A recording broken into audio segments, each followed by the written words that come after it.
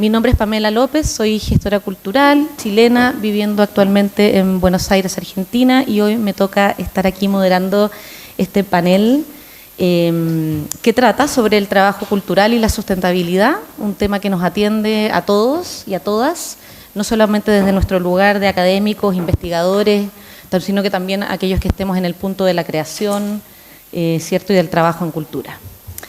Tenemos una serie de importantes y relevantes speakers para la ocasión que van a abordar su trabajo a partir de distintas temáticas y tópicos. Vamos a avanzar en el mismo orden como van apareciendo en el programa. Así que es el mismo orden también para Marcos, que nos está ayudando atrás en los controles, que podemos ver que están en las carpetas de las presentaciones. Y eso quiere decir que vamos a partir con un trío muy interesante y muy interdisciplinario, pero también transnacional, translocal, ¿no? De diferentes latitudes. Nos acompaña en la primera presentación Anna Wortmann, a quien tuvimos el gusto de escuchar esta mañana, quien es doctora en Ciencias Sociales por la Universidad de Buenos Aires, realizó una maestría en Flaxo y es profesora de Teoría Sociológica Contemporánea en la Facultad de Ciencias Sociales de la UBA.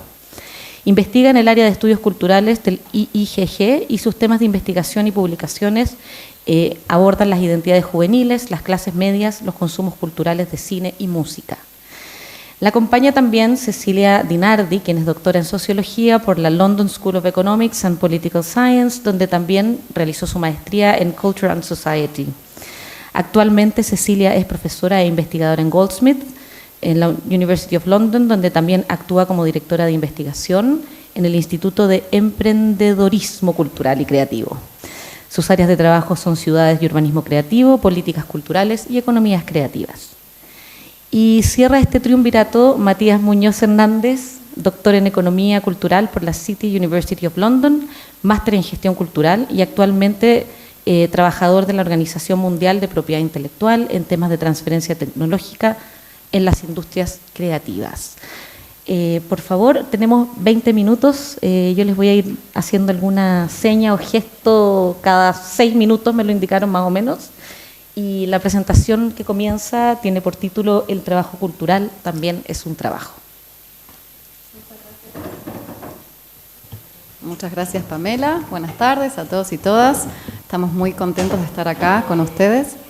Agradecer a Tomás Peters y a todo el equipo de Cultural Trends por la organización de esta fantástica conferencia.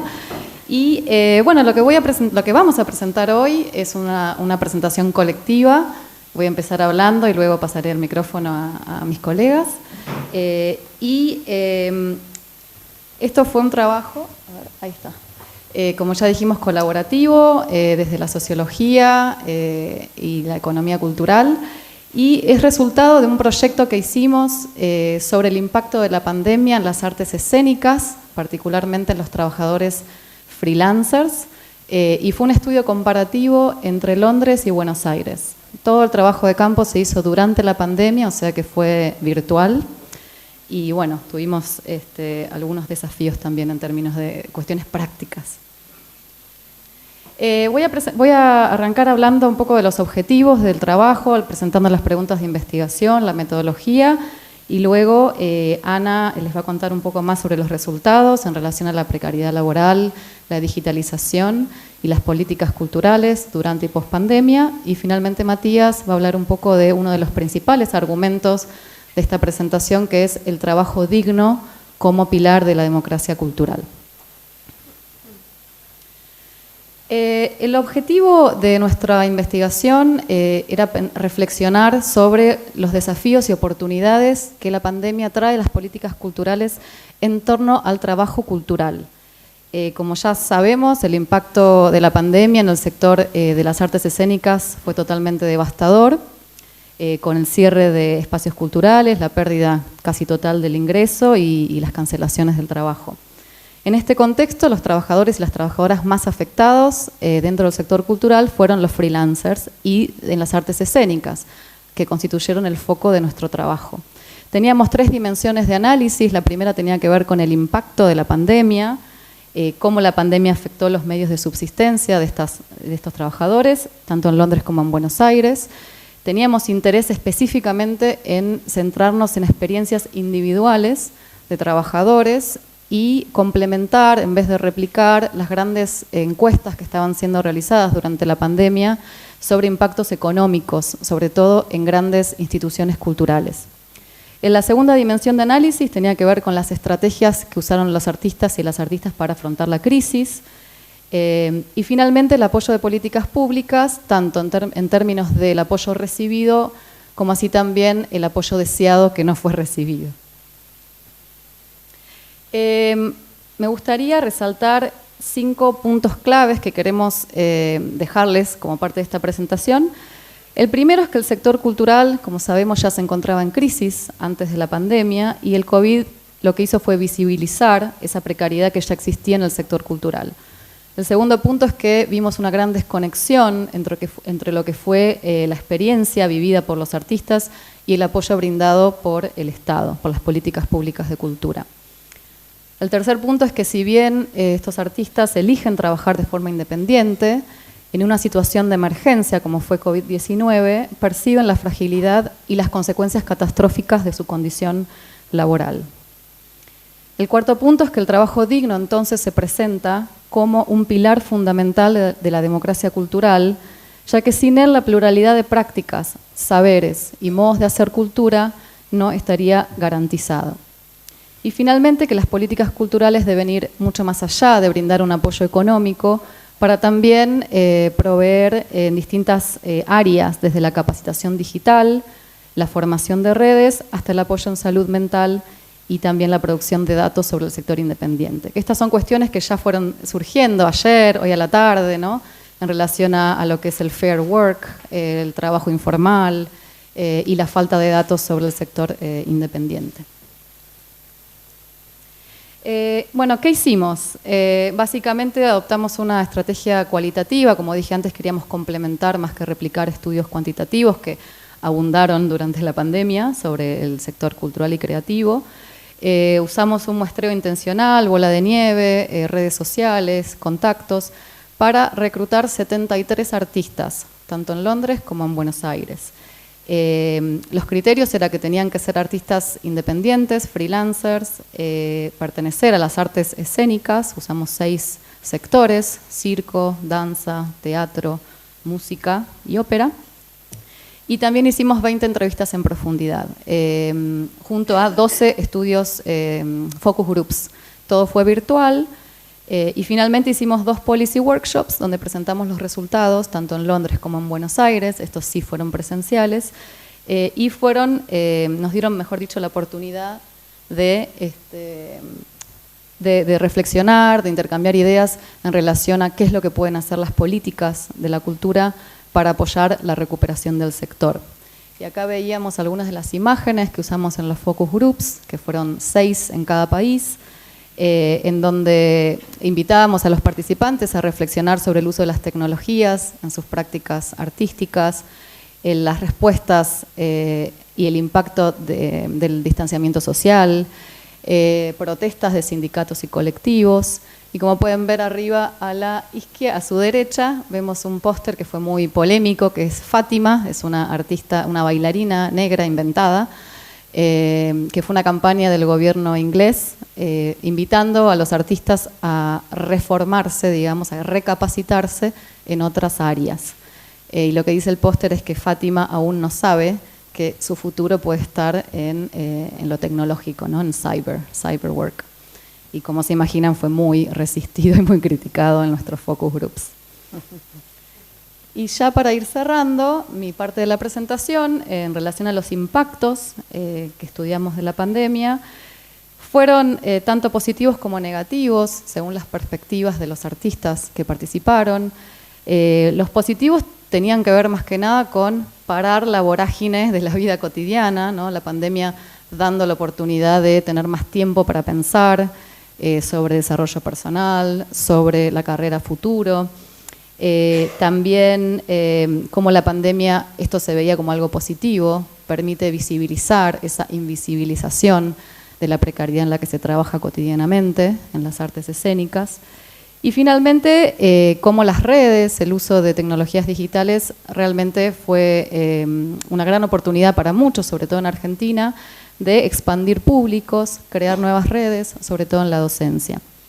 Y en lo que fue los impactos negativos, como ya saben, cancelaciones totales del trabajo, pérdida del ingreso, deterioro de la salud mental, esto es un tema que salió mucho en los artistas ingleses, más que en los argentinos, disrupción de la carrera profesional y falta de apoyo del gobierno. Y ahora paso a Ana. Gracias. Bueno, dentro de las estrategias que surgieron para afrontar la crisis, bueno, como hablamos un poco esta mañana y continuando con esa reflexión, está todo el tema que tiene que ver con la digitalización que tuvieron que asumir obligatoriamente los artistas, las artistas, como una forma de supervivencia, ¿no? Y bueno, y hubo distintas reacciones en ese sentido, y también dependiendo de la disciplina. No es lo mismo el mundo del teatro y el circo, por ejemplo, que en las entrevistas aparece como en un principio un cierto rechazo por considerar que bueno, el teatro y el circo obviamente es algo muy corporal y aludían a que no puede existir esa manifestación artística si no es con la presencia de público. Pero bueno, después, como no había otra posibilidad, lo tuvieron que asumir. Y era distinto la reacción al mundo de la música, los músicos y los cantantes de ópera, donde, bueno, ahí más bien había desde el comienzo una reflexión acerca, bueno, de la oportunidad que suponía la digitalización. Algunos ya participaban de ese proceso y ver de qué manera a través de una política cultural mejorar esa instancia, ¿no?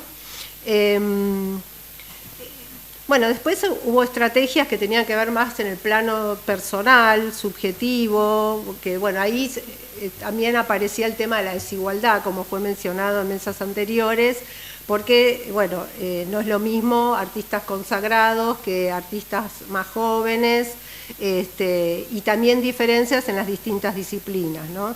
Entonces, bueno, en algunos casos suponía mudanzas no solo de casa por la dificultad de pagar los alquileres, sino también incluso de volver, en el caso del trabajo remoto, que ocurrió en otros campos también, volver a los lugares de orígenes para no pagar alquileres, etcétera, ¿no? Por eso digo, tuvo consecuencias en diversos planos, tanto en la disciplina artística en sí misma como a nivel personal. Bueno, aquí una quote de un actor de Londres, ¿no? De esto que estábamos tratando de transmitir, ¿no? El impacto inicial frente a la digitalización, que por un lado tiene que ver, bueno, con las características de disciplina, pero también, y ahí viene otro tema, que es, bueno, que los artistas en general se vieron enfrentados a un nuevo saber, que es justamente el mundo digital, cómo filmar, cómo editar, cómo posicionarse frente a la cámara. Bueno, y eso fue todo un desafío, digamos, para los artistas, ¿no? Y que ahí también se veía la diferencia entre los artistas de Londres y los artistas de Buenos Aires, por las dificultades de conexión que hay en nuestros países, en el sur. Y bueno, y eso también complicaba, algunos tampoco tenían pago el internet en el hogar, entonces se manejaban con un celular. Bueno, ahí se veían las desigualdades varias, ¿no? Bueno, y eso tuvo consecuencias en cuanto a bueno, un nuevo campo o un nuevo desafío que se abre en el terreno de las políticas culturales, con respecto, bueno, a la cuestión de las plataformas de streaming, a los usos de las plataformas de streaming, tanto en el mundo del teatro, por un lado, como del mundo de la música. Había un reclamo, o una reflexión, mejor dicho, con respecto a cómo utilizar los espacios en el contexto de la pandemia, que son temas que también quedan planteados para la pospandemia, ¿no? El uso del espacio público, cómo apropiarse de espacios abandonados que hay en muchas de nuestras ciudades y cómo utilizarlos productivamente para el campo artístico. Después, otro tema que apareció bastante era cómo, en términos de oportunidades, cómo en la pospandemia seguir utilizando esto que en algunos casos había sido descubierto en ese contexto, que era la cuestión de la docencia, ¿no? La docencia que en un principio fue una salida de emergencia y después allí vieron una oportunidad.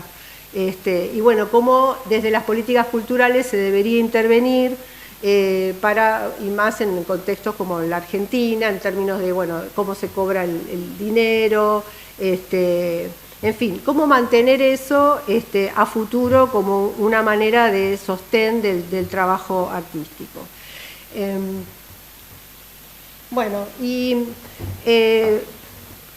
Dadas las diferencias en el impacto de la pandemia para los artistas de Londres como para los artistas de Buenos Aires, surgieron una serie de recomendaciones.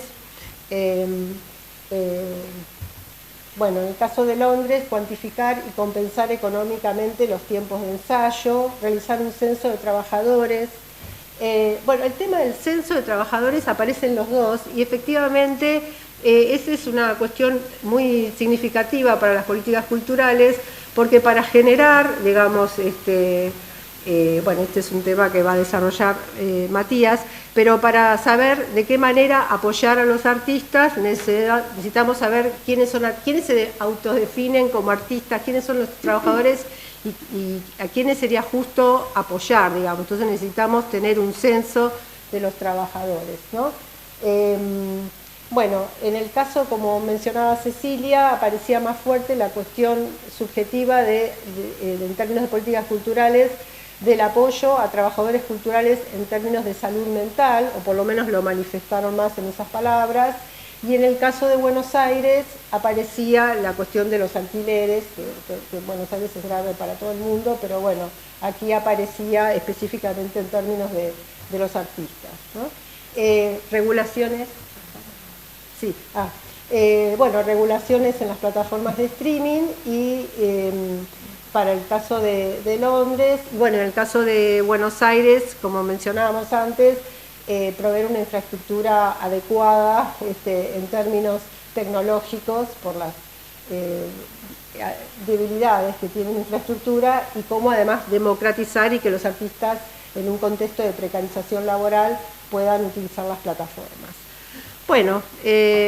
Queda planteada la cuestión de la supervivencia de los artistas en momentos de emergencia y ahí le paso la palabra a Matías Muñoz Hernández para desarrollar este tema. Te voy a robar el micrófono. Sí. Para no tapar. Vamos. Sí. Volvemos entonces a la problemática del trabajo digno y el rol en realidad del Estado y cómo el Estado puede garantizar el derecho al trabajo digno. Entonces se plantea esa duda en el sentido que cuáles son las políticas estructurales que pueden garantizar un trabajo digno independiente de los contextos o las contingencias que se vayan ocurriendo, como fue el caso del COVID, digamos. Y de cierta forma también cuáles son los marcos regulatorios para proteger los derechos laborales, para garantizar, por ejemplo, pensiones justas, coberturas de salud, en un contexto en donde se sabe a ciencia cierta de que la informalidad es imperante dentro del sector cultural. O sea, existe esquemas freelance o independientes y dentro de esos mismos esquemas también, obviamente, un porcentaje importante y significativo de informalidad. Y para eso también incorporar a los sindicatos, a las asociaciones y las federaciones y colectivos y establecer un diálogo, digamos, y una acción participativa para entender realmente cómo se puede llegar a ese punto de trabajo digno en donde elegir trabajar en el sector cultural no sea un sacrificio financiero, personal y, como nombraba mi colega Ana, en temas también de salud mental. Así que se plantea el tema de el UBI, la renta básica universal. Eso obviamente se plantea con signo de interrogación porque está abierto a debate y un poco hay gente que puede estar a favor o en contra, entendiendo también que es una política pública sumamente costosa. También, de nuevo, ¿cómo definimos artistas? ¿Quiénes son los beneficiarios de este tipo de política pública? Y también mencionar estudios pilotos, por ejemplo, lo que se está ocurriendo ahora en Irlanda. Todavía no hay resultados concretos porque se está desarrollando la ventana de estudios desde el 2022 hasta el 2025 y recién se supone que a finales de este año, principios del próximo, se podría empezar a ver los efectos de los 2.000 artistas que fueron beneficiados con el Universal Basic Income versus el grupo de control que son 1.000 voluntarios, trabajadores culturales, artistas que no recibieron el beneficio y poder comparar diferentes, digamos, prismas y variables y cuadrantes en torno a salud mental, en torno a productividad, en torno a creatividad y ver si es que efectivamente el UBI es una herramienta que provee resultados sustanciosos y sustentables también en el tiempo. Esta parte de acá es más lo que pensamos, o sea, lo que fuimos discutiendo en base a los resultados del estudio. El tema de alfabetización digital salió a raíz de que, claro, al entrar en confinamiento se tuvo que implementar diversas no sé, metodologías o técnicas de difusión de arte, de expresiones artísticas utilizando plataformas digitales y se pensaba que en realidad la forma de apoyo era entregando infraestructura digital. Pero también se entiende de que eso es digamos, un componente que se puede entregar de forma de apoyo, pero de nada sirve que se entregue infraestructura digital si es que la persona que va a recibir ese beneficio, el artista, tiene un nivel, no sé, de alfabetización digital bajo, un nivel alto de tecnofobia, por así decirlo. Entonces, en ese sentido, también es importante garantizar o apoyar con programas de capacitación de cómo poder utilizar estas herramientas que se están entregando. Diseñar programas educativos.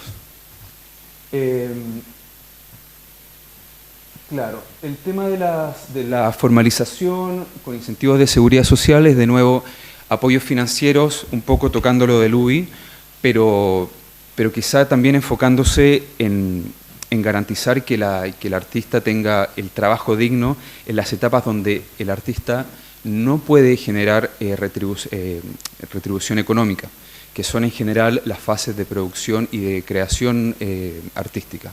Entonces, ¿de qué manera podemos garantizar que el artista o la artista va a poder tener una situación socioeconómica estable y por ende poder crear de manera tranquila, garantizándole al menos una base mínima, digamos, que le permita vivir tranquilamente y poder desarrollarse? Bueno, este es otro tema, lo tocamos en la primera sesión, pero dentro de las garantías del trabajo digno está la fase en donde se deja de trabajar. Entonces, que también creo que se incluye dentro de la arista de lo que es un trabajo digno, es poder desligarse de tu fase laboral de forma digna. Y en ese sentido, es lo que hablamos un poco en el almuerzo, como que las estructuras actuales de contribución de pensiones, ya sea de capitalización individual o colectiva, no conversan mucho, o para nada quizás, con las estructuras laborales del sector cultural. Entonces, en ese sentido, de forma sistémica, el trabajador cultural está, de cierta forma, condenado a tener que apoyarse de pilares solidarios que pueden ser buenos o malos, debatibles, pero saber de que al final de tu carrera, incluso habiendo tenido una carrera artística exitosa, por la forma en que fueron establecidos sus contratos, puede que no tenga una pensión acorde o garantizada. Y eso también es un tema a debatir. Y finalmente, el valor del API, porque si no me matan en el trabajo, tengo que mencionarlo.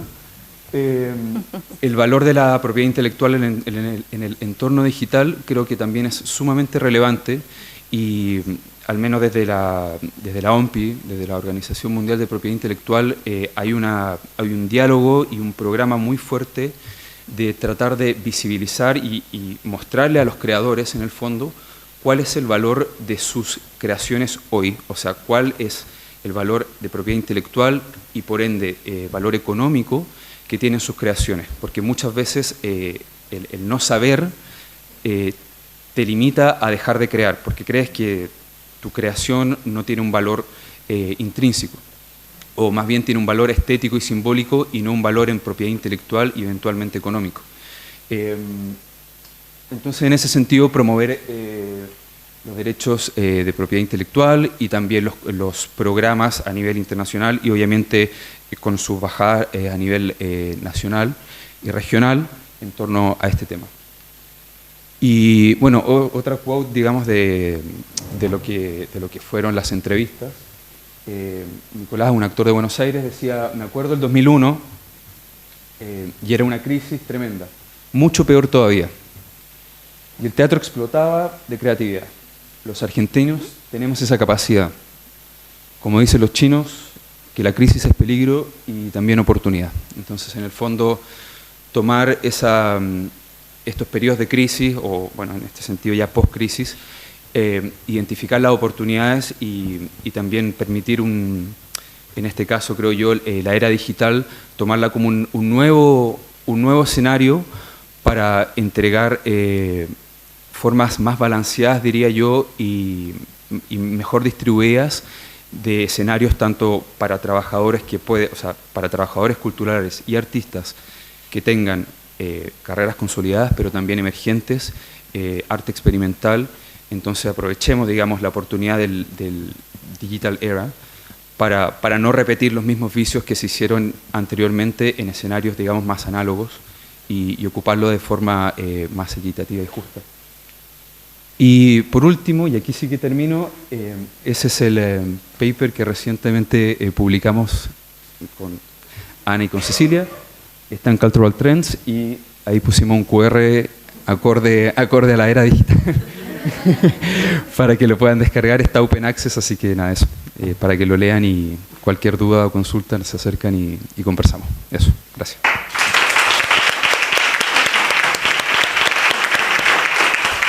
Bueno, muchas gracias a los tres por esta presentación y rápidamente nos vamos a mover a nuestra segunda panelista, que en este caso es Alejandra Jaramillo. Alejandra, unas breves palabras sobre ti. Alejandra Jaramillo Vázquez, doctora en Sociología por la Universidad de York, en Reino Unido. Realizó el máster en Antropología Social en la Universidad de Manchester y es maestra en Comunicación de la Ciencia y Cultura por el Instituto Tecnológico de Estudios Superiores de Occidente. Investigadora Nacional 1 por el Sistema Nacional de Investigadores y de septiembre del 2020 es postdoctorante en el Departamento de Antropología de la Universidad Autónoma Metropolitana, donde conduce la investigación Precariedad e Incertidumbre Laboral en el sector cultural, las experiencias de artistas visuales y escénicos independientes en la Ciudad de México. Y hoy tenemos acá ganarse el derecho de piso, el trabajo no pagado o mínimamente remunerado, las experiencias laborales de actores y actrices del Teatro Independiente de la Ciudad de México. Así es que, Alejandra, el piso es todo tuyo.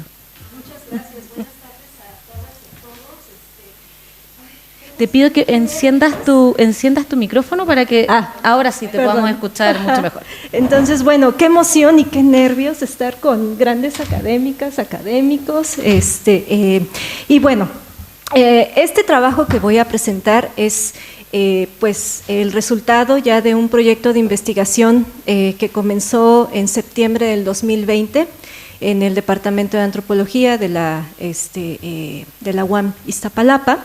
Y ese proyecto está titulado como Precariedad e incertidumbre laboral en el sector cultural, las experiencias de artistas visuales y escénicos independientes en la Ciudad de México. Y bueno, insisto, ¿no? Esta presentación es un eje temático de ese proyecto.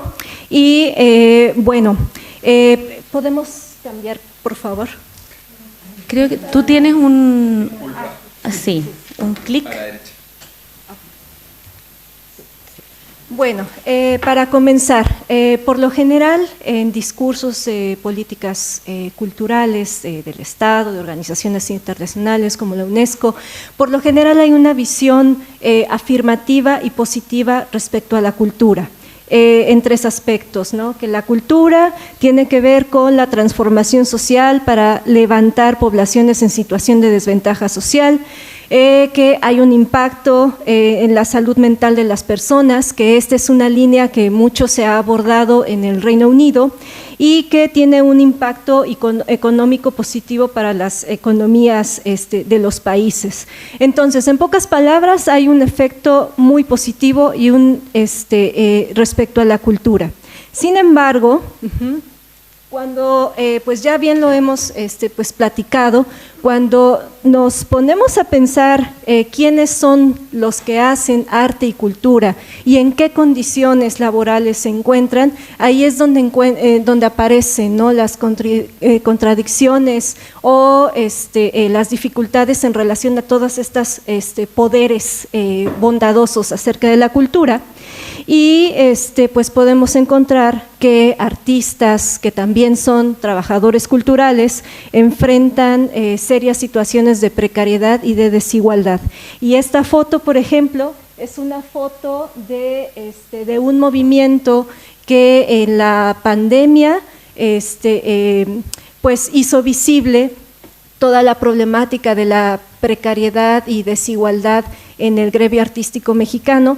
Como sabemos, pues la precariedad y la desigualdad pues no es un tema, es un problema histórico estructural que con la pandemia simplemente se dinamizó, ¿no? Se hizo mucho más visible de lo que ya era, y este es el movimiento, pues no vivimos del aplauso, donde una de las demandas principales era precisamente exigir, reclamar la falta de seguridad social de los trabajadores culturales por el Estado.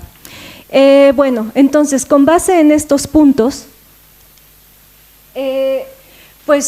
parte de los factores contextuales que han propiciado esta problemática de precariedad y desigualdad laboral tiene que ver con esto que yo titulo cultura neoliberal y situación del empleo, ¿no? El punto ciego de las políticas culturales, específicamente de los hacedores de políticas culturales. Tenemos en un primer momento que las políticas culturales con impacto en la cultura organizada por el Estado se deben a dos factores. Uno es la articulación de la cultura con el desarrollo económico,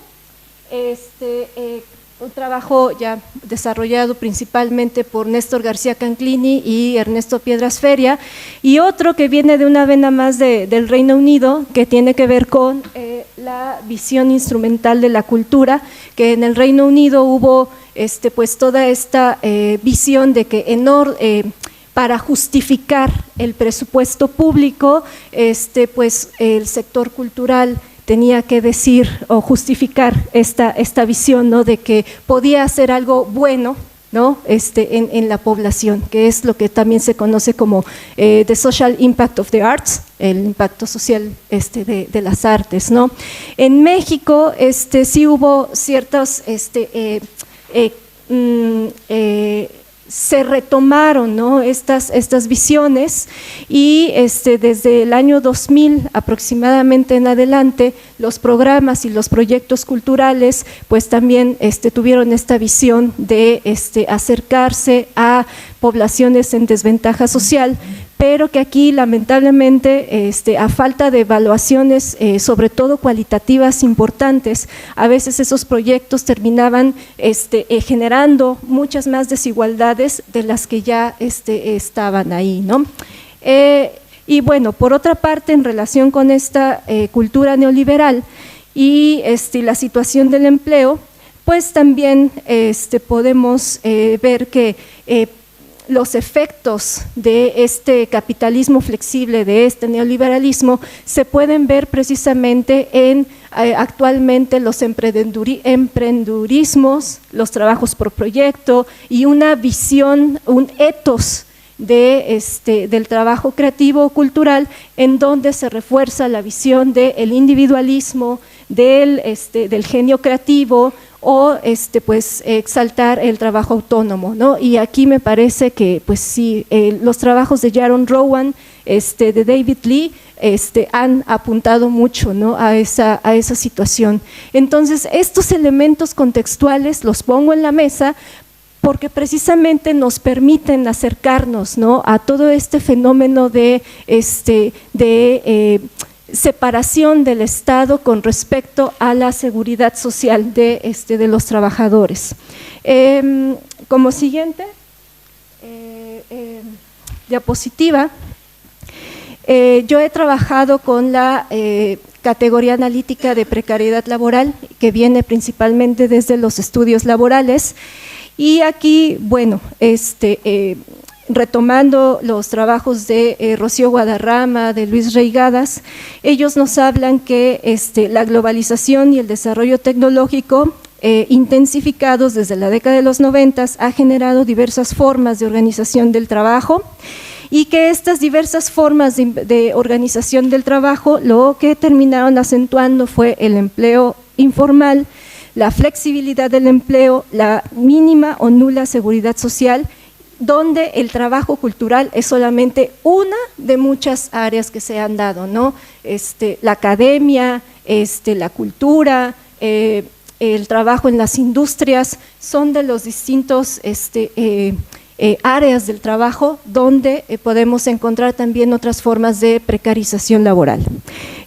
Y bueno, a diferencia del trabajo fordista o del trabajo clásico, que tiene jornadas laborales bien establecidas, donde los trabajadores tienen contratos colectivos de trabajo y se pueden hacer asociaciones sindicales, el trabajo precario los caracteriza la inestabilidad, la falta de seguridad social, la falta de certezas para el futuro, los bajos salarios y los obstáculos o prohibiciones para establecer sindicatos. Y bueno, si bien es cierto que la precariedad laboral afecta negativamente las dinámicas laborales, también afecta las decisiones personales y las condiciones de vida de las personas, y es por eso que la precariedad laboral tiene un carácter multidimensional. O sea, no es nada más solamente en esta cuestión de las dinámicas laborales, y lo que lo que se ha encontrado es que cuando analizamos esta situación a la luz de estructuras como el género, como el origen social, como los capitales culturales, pues lo que vamos a tener es una situación precaria, desigual, y un mercado laboral caracterizado por ser heterogéneo. Ahora, en relación a propiamente las preguntas de investigación para esta cuestión del trabajo no pagado, pues aquí algunas de las preguntas que estoy planteando son: ¿en qué condiciones y bajo qué motivaciones los trabajadores culturales aceptan el trabajo no remunerado? ¿Y de qué forma la edad y el nivel socioeconómico entran en juego para las negociaciones y rechazos en ofertas laborales? Bueno, para estas preguntas pues me inspiré en los trabajos principalmente de Percival y David Hesmondhalgh, de Brooke, O'Brien y Taylor, que aquí tienen, a mí me parece que es Culture is Bad for You. Es un libro que otorga muchas luces interesantes y que muestran las desigualdades y precariedad que el gremio de trabajadores culturales en el Reino Unido enfrenta. Entonces, pues en inspiración con este libro, es que bueno, pues se ha desarrollado esta categoría de trabajar gratis o con mínima remuneración, y que al día de hoy, porque va a cambiar, la entiendo como las compensaciones de carácter simbólico que reciben los trabajadores en el interés de fortalecer sus trayectorias profesionales y poner en práctica sus vocaciones. Aquí yo me estoy enfocando mucho a que todas estas condiciones de desigualdad y de precariedad, si las, en pocas palabras, si las aguantan los trabajadores culturales, tiene que ver en buena medida por poner en práctica la vocación. Y bueno, y esto ocurre en un contexto de precariedad y desigualdad, las cuales implican abusos y relaciones de poder.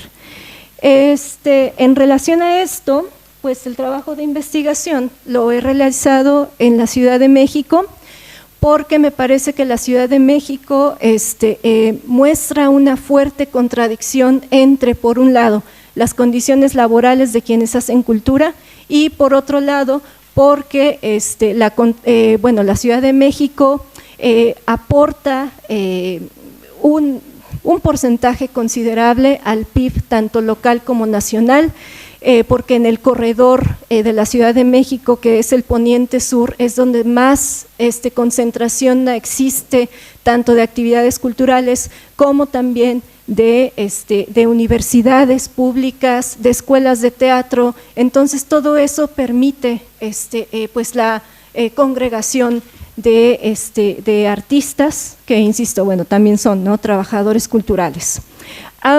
¿Qué más? En relación a la metodología, pues he trabajado con un enfoque mixto.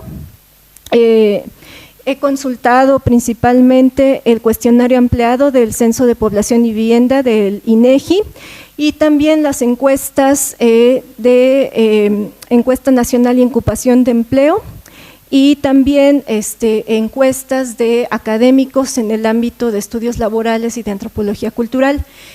¿Cuál ha sido la eficacia de consultar estas encuestas? Pues principalmente poner en relieve tanto los aspectos estadísticos, que muestran un perfil sociodemográfico de principalmente artistas del ámbito escénico, y en relación con la parte cualitativa, es decir, cómo experimentan, cómo enfrentan finalmente estas personas la situación de la precariedad laboral.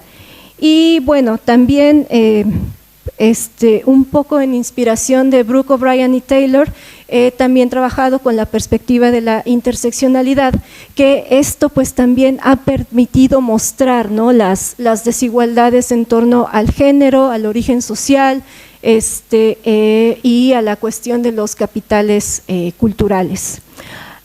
Bueno, en relación propiamente de la parte cualitativa, pues he realizado 25 entrevistas a profundidad únicamente a la parte del ámbito de las artes escénicas, y como resultados, solamente quiero hablar por ahora de tres resultados importantes, que es sobre las condiciones laborales, trabajar gratis en una etapa temprana de la carrera y trabajar gratis en una etapa de desarrollo. Entonces, como parte de las condiciones laborales, pues en todas las entrevistas no hay ni una en la que no encontrara que actores y actrices de teatro independiente estén trabajando en diversas áreas. Aquí, bueno, la multiactividad es una categoría analítica ya del ámbito de los estudios laborales, que finalmente ha mostrado, ¿no?, esta situación que yo empiezo a llamar como trabajar para trabajar, es decir, pongo en práctica mi vocación para seguir. Hago distintos trabajos secundarios, pero para seguir poniendo en práctica mi vocación. Y entonces aquí dar clases, trabajar como meseros, participar en varias obras de teatro, participaciones temporales en series de televisión, son parte de las actividades laborales que más realizan. También la cuestión de que pues el hecho de trabajar como meseros no garantiza prestaciones laborales o un trabajo digno, simplemente es tener un mayor sueldo para compensar las problemáticas de ingresos de los actores y actrices de teatro. Y bueno, mucho de esto tiene de trabajar en estas actividades tiene que ver con esta cuestión de que la vocación lo es todo. Ahora, propiamente en relación al trabajo no pagado,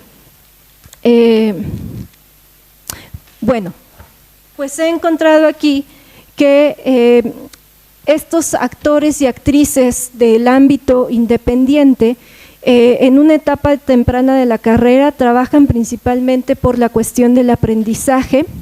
Aquí la mayoría de ellos son de nivel socioeconómico medio, aceptan trabajar con mínima o nula remuneración y esto tiene que ver con robustecer su CV, hacer contactos y tener reconocimiento social. Las implicaciones de ellos son los abusos laborales que por lo general vienen del ámbito de los productores y directores y bueno, en relación con personas que ya se encuentran en una etapa madura de la carrera, vamos a ver aquí diferencias, en particular pues las negociaciones, ¿no?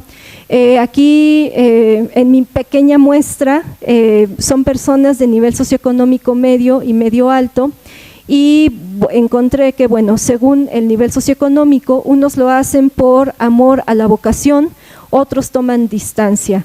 Pueden o no pueden aceptar según el grado de interés, el tipo de proyecto y con quién voy a trabajar. Aquí cabe destacar mucho el papel del capital social para aceptar o no aceptar proyectos de teatro.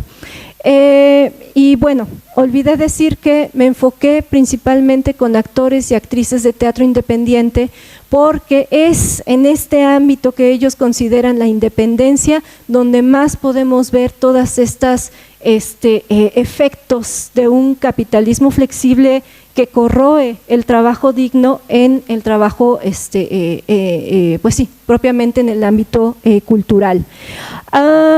Como parte de las consideraciones finales, pues sí es importante, ¿no? Como que hacer notar que existen diferencias, que no es lo mismo estar en una etapa temprana de la carrera y tener un nivel socioeconómico medio o medio alto que estar en una etapa madura de la carrera y tener otro distinto nivel socioeconómico. Se enfrenta, el tipo de precariedad se enfrenta de distinta manera según estas situaciones y bueno, vamos a ver también que quienes están en una etapa madura de la carrera y el nivel socioeconómico es medio a medio alto pueden negociar o rechazar trabajar gratis o con mínima remuneración. Otra cuestión aquí importante es que trabajar con mínima remuneración en el ámbito escénico es parte de ganarse el derecho del piso. Y ahora sí aquí voy a recuperar esta cuestión.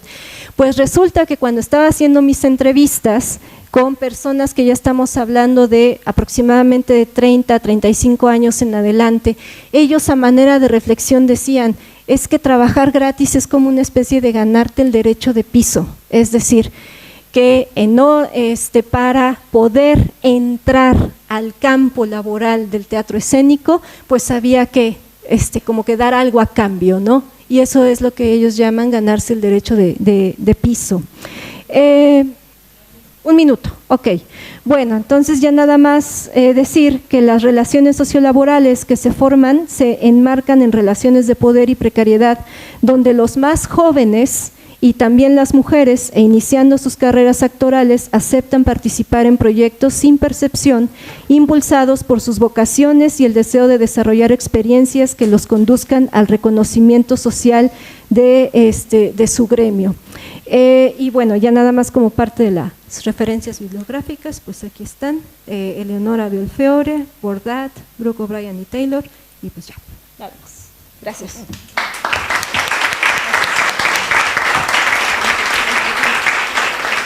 Muchas gracias, Alejandra, por tal interesante exposición y realidad que vivimos muchos, aún en etapas avanzadas de nuestras carreras.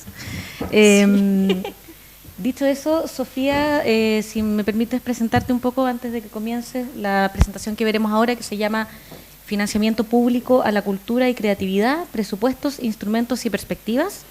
Sofía Lobos, chilena, economista, diplomada en evaluación del impacto de políticas públicas de la Universidad de Chile y magíster en gestión y políticas culturales de la Universidad de Manchester, especializada en desarrollo estratégico, innovación y economía creativa.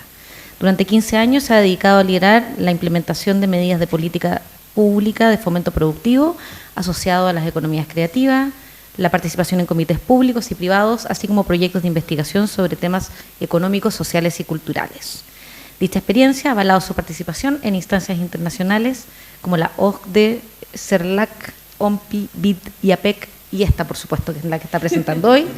Así es que, Sofía, por favor, 20 minutos también para tu presentación.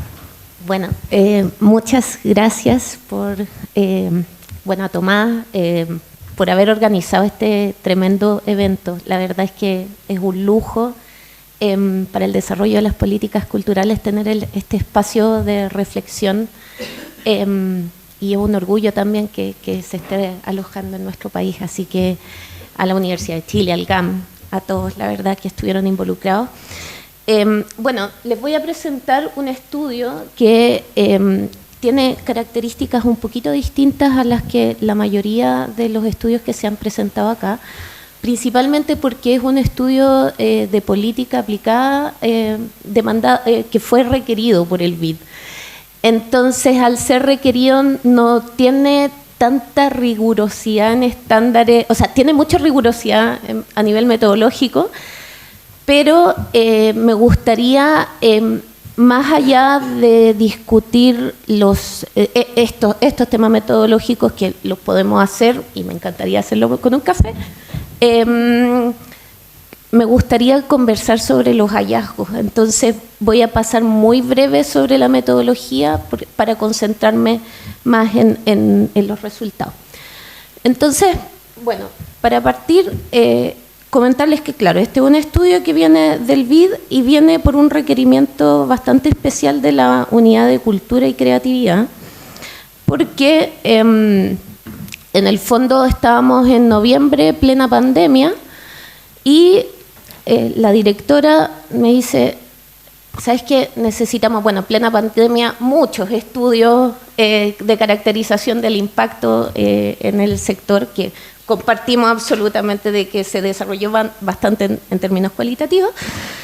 Me dice, me gustaría saber cuánto es lo que se destina a nivel presupuestario a programas de economía creativa. Yo había trabajado en la medición del impacto de la cultura al PIB, por lo tanto estaba más o menos familiarizada con el esfuerzo que eso podría significar, pero dije que sí. y en el fondo, ese es parte del contexto. Entonces, y no solamente el presupuesto en programas de industrias creativas, sino que además, como el BID no es solamente poquitos países, entonces en Latinoamérica y el Caribe. Entonces, en el fondo bajamos un poco las expectativas y la idea fue analizar los instrumentos. Y para ello realizamos tres estrategias. La primera fue realizar el análisis presupuestario. Ya les voy a explicar más o menos en qué consiste. Luego hicimos una identificación y sistematización de programas que se dedicaban al fomento en primera instancia de la cultura, luego en la creatividad y luego, para terminar, en economía creativa, porque nos dimos cuenta que era un ejercicio difícil, por así decirlo. Pero lo que más, y de hecho yo quiero mucho este estudio, lo que más me gustó de hacer fue que tuve el privilegio, y yo creo que eso se debe bastante al contexto pandémico que nos permitía conectarnos por internet y por llamada. Tuve la oportunidad de entrevistar a 18 tomadores de decisión, 10 autoridades,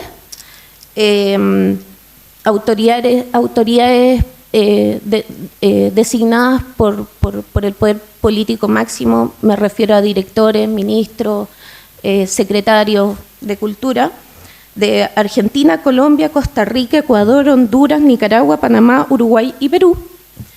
Y tuve también el privilegio de conocer a 8 encargados de programas de industrias creativas, de fomento a industrias creativas en Argentina, Chile, Colombia, México y Uruguay.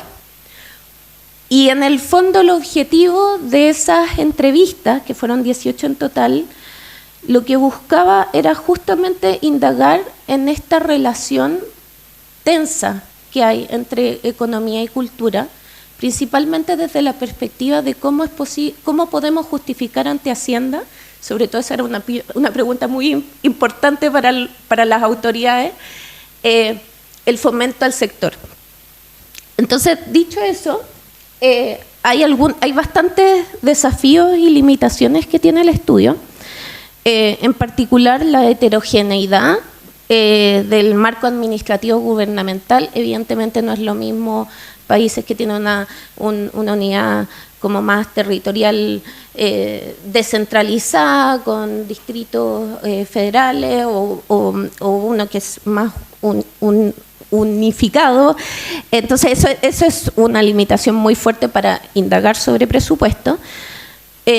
La disponibilidad de información a nivel estadístico y a nivel de programas, para qué decir. Entonces no fue trivial el punto.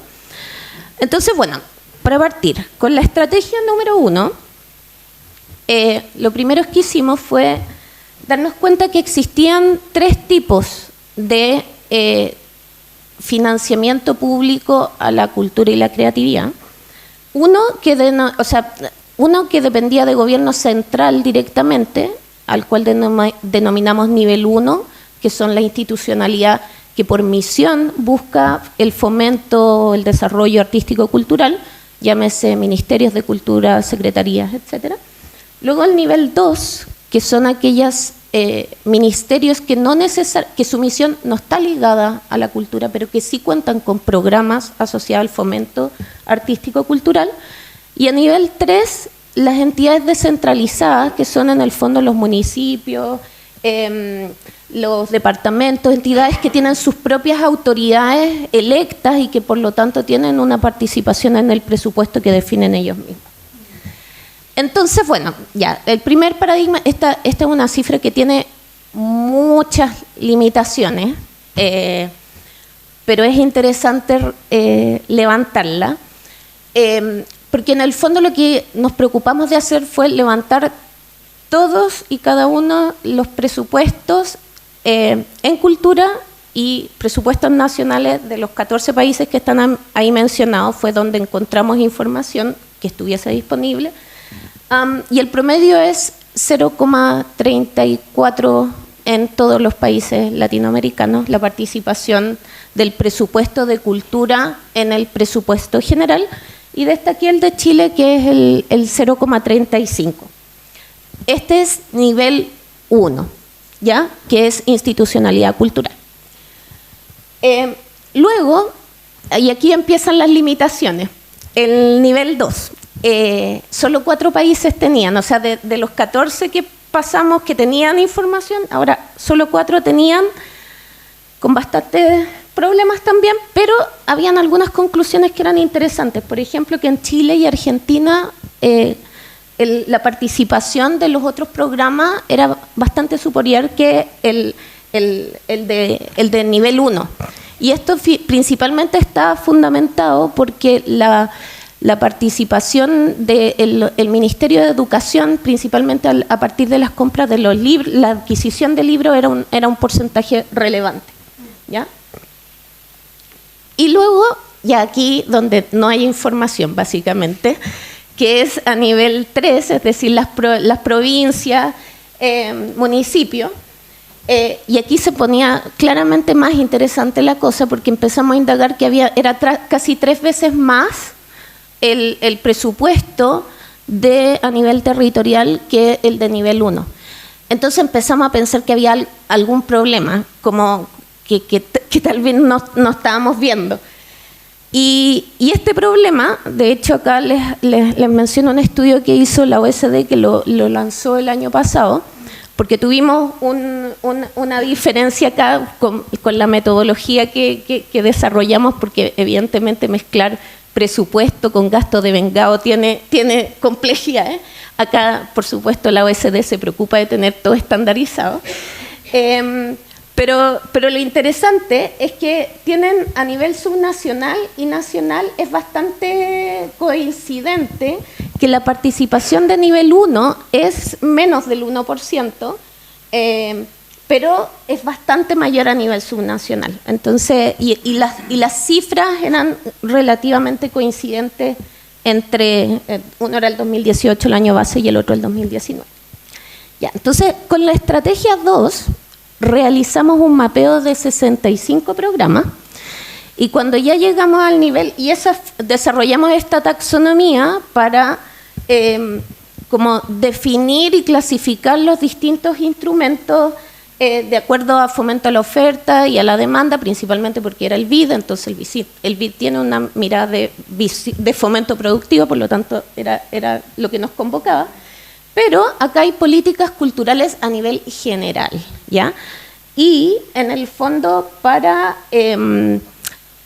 definir un marco que fuera un poco más abordable, llegamos a los que tenían que ver hacer como un mapeo de casos, estrictamente los que tuvieran que ver con economía creativa, y economía creativa definida por la lógica de que tuviesen un objetivo explícito al fomento de la producción o un incentivo a la demanda, al consumo como con valor.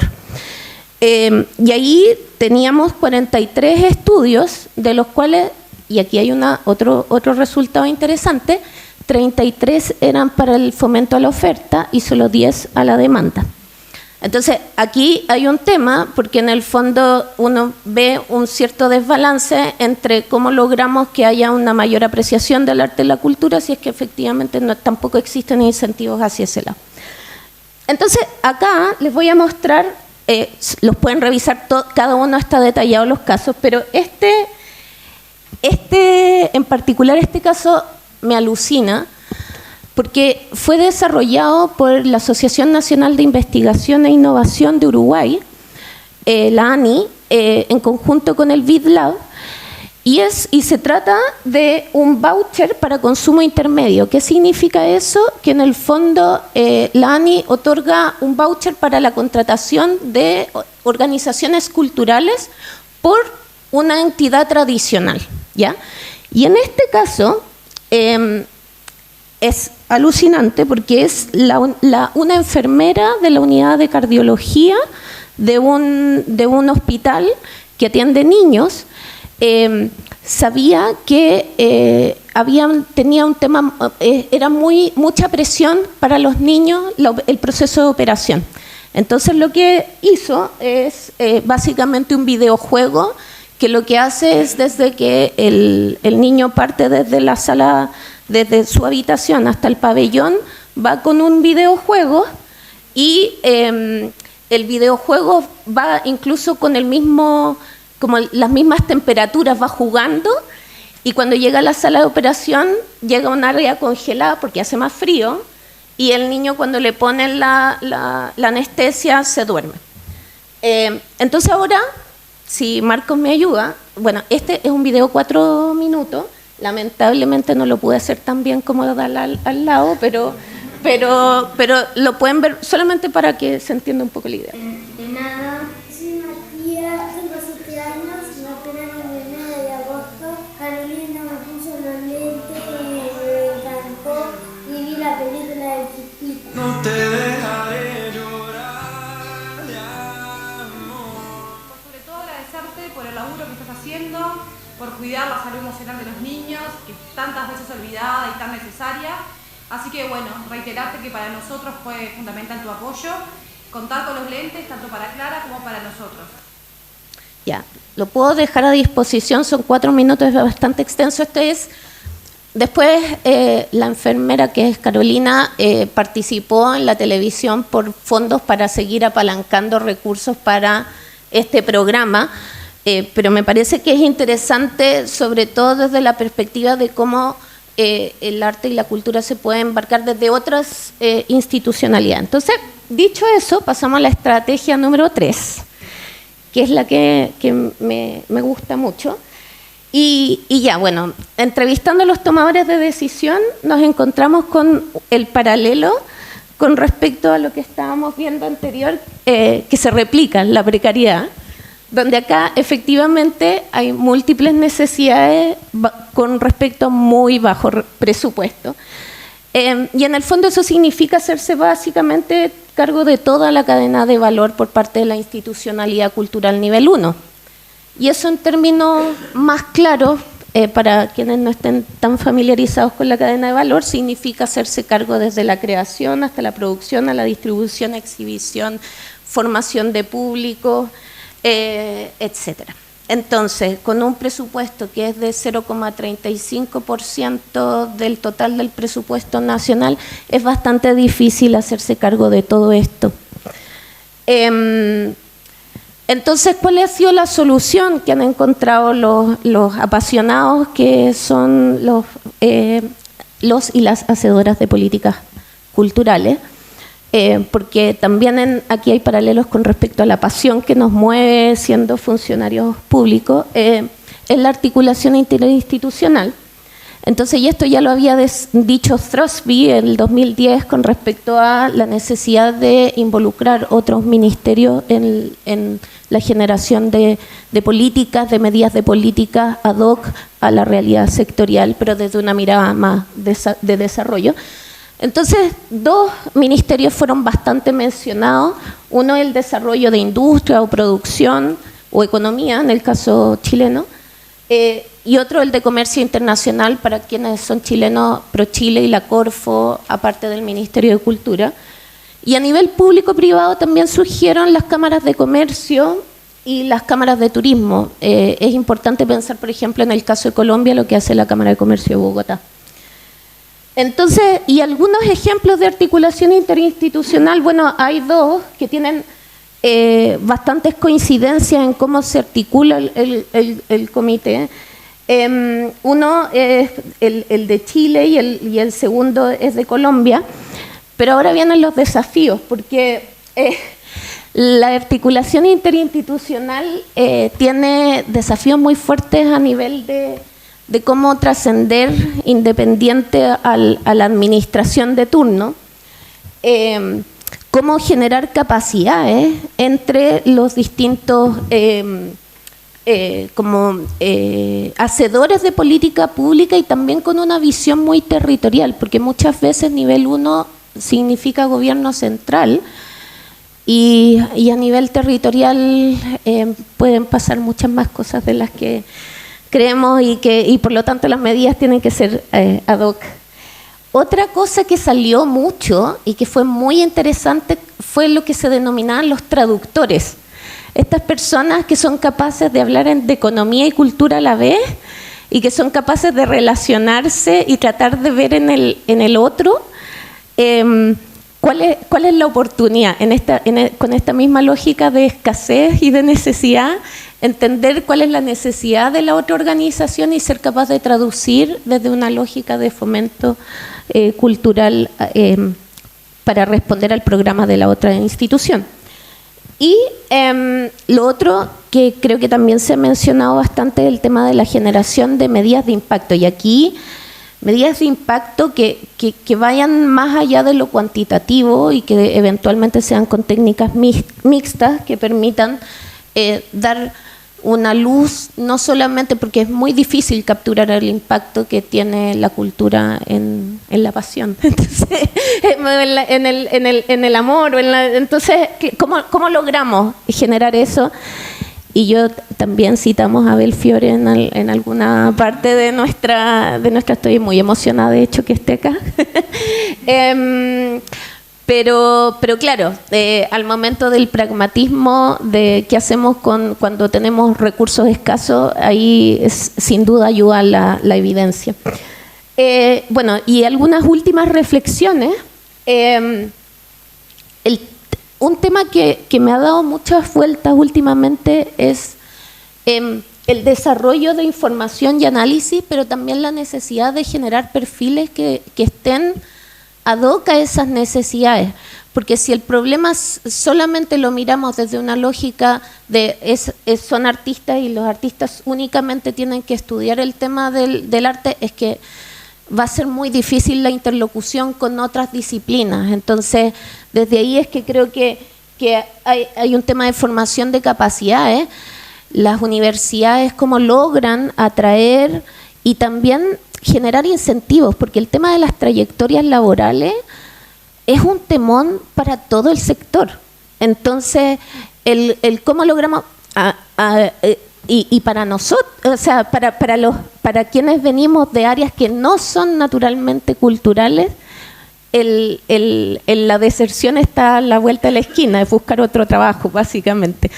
Entonces, no es trivial.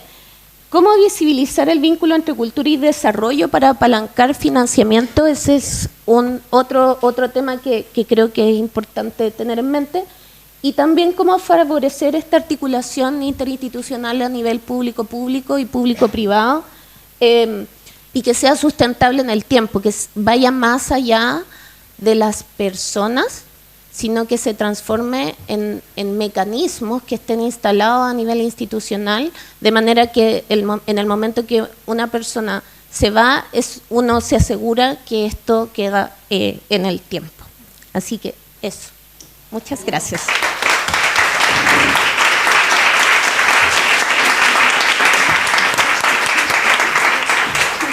Muchas gracias, Sofía, y justo a tiempo también. Bueno, como dicen en inglés, last but not least, tenemos también en esta mesa a Sandra Velázquez. Sandra nos va a presentar un tópico llamado las políticas culturales del sector creativo en Colombia, entre los estímulos, las dinámicas del mercado y la formalización del sector cultural. Antes de presentarte, Sandra, quiero recordarle a las personas en el salón que si es que vayan pensando sus preguntas y que si desean articularlas también por escrito, por allá nuestra compañera va a ir recogiendo aquellos papelitos para poder avanzar de una manera más práctica hacia el final en la conversación que unifique estos temas. Dicho eso, Sandra es profesora asociada del Departamento de Estudios Filosóficos y Culturales de la Facultad de Ciencias Humanas y Económicas en la Universidad Nacional de Colombia, de la sede de Medellín, comunicadora social, periodista de la Universidad Pontificia Bolivariana, maestra y PhD en Ciencias de la Información y la Comunicación de la Universidad de Miquel de Montaigne en Burdeos, Francia. Especialista en políticas culturales y gestión cultural de la Universidad Autónoma Metropolitana de México en convenio con la OEI y CENART. Bienvenida entonces, Sandra, y te escuchamos. Buenas tardes a todos. Es un gusto estar con ustedes y realmente tener este diálogo intercultural y este diálogo que nos ha permitido conectarnos aquí desde Chile. Bueno, lo que les voy a presentar es un trabajo que venimos realizando con el Grupo Claxo para analizar políticas culturales en el siglo XX y pues iniciaré con esta frase del plan de cultura que se llama Cultura para la protección de la diversidad de la vida y del territorio. ¿Por qué la traigo? Porque ¿así? ¿Está bien? ¿Me escuchan? ¿No?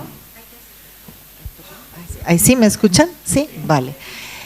La traigo porque es una constante en los planes de cultura en Colombia, tanto sectoriales como plan de cultura en general, que se trasciende la visión de la cadena productiva del sector. O sea, siempre en los sectores que son productivos también hay una relación con la ciudadanía, con la identidad, con el patrimonio, que eso viene desde los primeros planes en el año 2000. Este es el último que tenemos, que además es curioso porque es justo el que deja el gobierno anterior y el que recibe el gobierno actual, que es el primer gobierno de izquierda, pero además está en revisión justamente, pero cuando uno lee el plan está acorde con lo que está proponiendo el nuevo gobierno. De todas maneras, pues ahí está en revisión. Y está señalado ahí, me parece también importante, esa relación entre industrias culturales y creativas de una manera separada y también un asunto entre ciudades y zonas rurales. Creo que puede parecer solo para Colombia, en algunos casos pensará para otros países de América Latina, pero creo que también es un desarrollo desigual entre lo que pasa en las grandes ciudades que tienen unas capacidades, que tienen toda una infraestructura, un relacionamiento, en fin, y lo que pasa en los territorios. Bueno, esto aquí ya lo venía señalando. Este trabajo es un trabajo conjunto con María Adelaida Jaramillo, con Carlos Yáñez, con Uriel Bustamante y conmigo. Y entonces ahí lo que estamos tomando es que empezamos con una revisión documental que nos planteaba pensar en el acercamiento a políticas culturales desde la ciencia política, que no necesariamente ha sido ese el abordaje, también desde la gestión cultural y desde la economía. El trabajo para Claxo es un trabajo sobre todas las políticas culturales y lo que les voy a presentar hoy está concentrado solamente en las del sector creativo. Se hizo una revisión de las normativas, proyectos de ley, leyes, planes de cultura, planes de los diferentes gobiernos y también una figura que tenemos en Colombia que es el Consejo Nacional de Política Económica y Social. Son unas reglamentaciones que dependen de planeación, del Departamento Nacional de Planeación y que en esa medida de alguna manera tienen un mayor seguimiento que lo que puede ser una política cultural en general. Esta revisión se hizo cruzando dos tipos de preguntas, las del grupo de Claxo de Políticas Culturales y también un trabajo sobre fallos en implementación de políticas públicas, que es un trabajo que se realizó en la Universidad de Antioquia. Ahora, el punto de partida es la reforma constitucional de 1991, es una reforma constitucional que surge por el movimiento de la séptima papeleta, movimiento de estudiantes y que además coincide con, fue elaborada por una amplia representatividad de personas de personas que estaban dejando el conflicto, de indígenas, de políticos, o sea, era una representación amplia.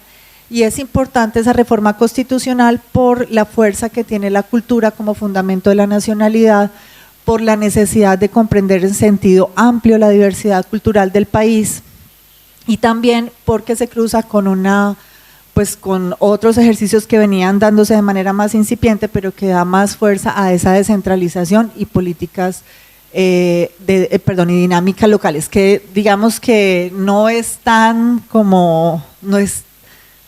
bonito como se escucha, por la dificultad también de la realidad colombiana, pero digamos que por lo menos es un horizonte amplio. Y también coincide, esos dos hitos de los que partimos fue la Ley General de Cultura 397 del 97, Colombia tiene ya un ministerio a partir de esta ley, se separa de educación, y crea el Ministerio de la Cultura, que justamente ya hoy se llama Ministerio de las Culturas, las Artes y los Saberes. Ese es un cambio que por ahora está enunciado solo en la denominación, pero que apunta hacia una mirada diferente del Ministerio de Cultura. La Ley General de Cultura también crea esa figura del gestor cultural y da una fuerza a la gestión de la cultura, ya no solo dependiendo como de un ámbito público, y en esa medida también crea opciones como los fondos mixtos de cultura. Además de eso, la Ley General de Cultura crea todo el sistema general de cultura, de consejos por áreas territoriales, del Consejo Nacional, que si bien uno podría pensar que es una figura participativa, interesante, en fin, tiene dificultades porque tiene muy poca posibilidad de intervención directa y es más un asunto que está perdiendo fuerza porque justamente no tiene la suficiente incidencia esa participación de los consejeros. Esta Ley General de Cultura está también justo en este momento en proceso de reforma. Y ahí es importante señalar cómo a nivel nacional está en este momento todo un proceso de asamblea por la cultura, como con un movimiento de discusiones y de propuestas que resulta esperanzador a mi modo de ver. Ahora, aquí hay las normativas analizadas, entonces tenemos leyes como la ley de cine, pues hay homenaje al artista nacional, espectáculos públicos, teatro, derecho de autores cinematográficos, la ley del actor y la ley de la economía naranja. Hay otras normativas que no se tomaron en cuenta porque eran en épocas anteriores al periodo analizado, y también hay proyectos de ley como la canasta de consumo cultural, y una ley de música, que es la del reconocimiento, promoción y fortalecimiento del sector colombiano de la música. Esa normativa ha estado varias veces en intento de presentarse y de surgir. Ha habido varios problemas ahí para que sea llevada a cabo. Y los COMPES de política, los que les decía de política aplicados al COMPES de política económica y social, que funcionan desde planeación. Ahí tenemos la Política Nacional para Promoción de Industrias Culturales, hay un empréstito para financiar las áreas de desarrollo naranja, que esas áreas son unos distritos especiales con unas condiciones tributarias, con unas posibilidades de intervención urbana. Bueno, es como un área específica para el desarrollo de la economía creativa. Y también la Política Nacional de Economía Naranja, que no solo tiene ley, sino también tiene COMPES. Es importante también señalar que se analizaron, el Compendio de Políticas Culturales fue un documento que surge en el 2009 con la intención de recopilar todas las políticas culturales existentes o los trabajos que hicieron los grupos del ministerio para definir políticas culturales del país. Entonces, si bien no todas son políticas culturales, pues como en todo el sentido amplio de la formulación, sino más lineamientos, sí sigue siendo un referente, porque para muchos de los sectores que componen pues todo el trabajo del ministerio, este compendio de políticas culturales es muy importante como guía. Y en este compendio, en lo que analizamos, traduce muy bien el espíritu no solamente de la reforma constitucional, sino de la Ley General de Cultura. Bueno, en el sector creativo, pues ha habido un predominio del análisis desde la economía, que además pues resulta importante señalar que generalmente es difícil el discurso, no solamente del análisis, sino de los resultados, porque casi siempre hay cifras que no encajan un poco en la realidad de los creadores. Entonces pues movemos más dinero que la economía del café en Colombia o que el sector de la construcción, ¿cierto? Entonces ahí hay una dificultad. Digamos que aquí tomamos dos planteamientos. Uno es del BID, donde pues se analizan desde oferta, demanda, y las que son más sistémicas, o sea, más integrales. Y también esta es desde unos economistas que plantean el arte y la cultura como generador de riqueza, o la financiación pública como bien público y de mérito. Bueno, nos vamos a detener en tres normativas para acercarnos al caso colombiano. Una es la ley de cine, la otra es la ley del espectáculo público y la otra es la ley de economía naranja. En la ley de cine es muy importante, surge en el 2003, y ha sido un referente muy exitoso de financiamiento para la producción. Ha sido exitoso en el relacionamiento entre financiación privada, incentivos para quien invierta en el sector, en relación entre industria del cine e industria audiovisual, pues televisión y demás. Esta ley tiene una concepción que, si bien es económica, también está vinculada al patrimonio y la identidad, y lo que uno podría apreciar es que en ese desarrollo de producciones cinematográficas pues hay de todo. Hay unas que tienen más componente hacia lo comercial y otras pues que no lo tienen tanto. Aquí esta ley comprende toda la cadena productiva del sector, piensa en la contribución parafiscal que deben hacer distribuidores, productores y exhibidores, y genera ese fondo para el desarrollo cinematográfico. Esta ley se considera muy exitosa justamente por el Fondo de Desarrollo Cinematográfico, que permitió pues organizar de alguna manera el sector y generar unos mecanismos claros de financiamiento. y también es exitosa porque genera otras normativas. Entonces, hay toda una normativa para el estímulo de Colombia como país para rodajes internacionales, que en algunos casos tiene también críticas porque hay demasiados estímulos a que vengan a grabar en el país, ¿cierto? Y que finalmente termina generando retribuciones más a otros sectores que al mismo sector asociado a la producción cinematográfica, ¿cierto? O sea, condiciones para la producción.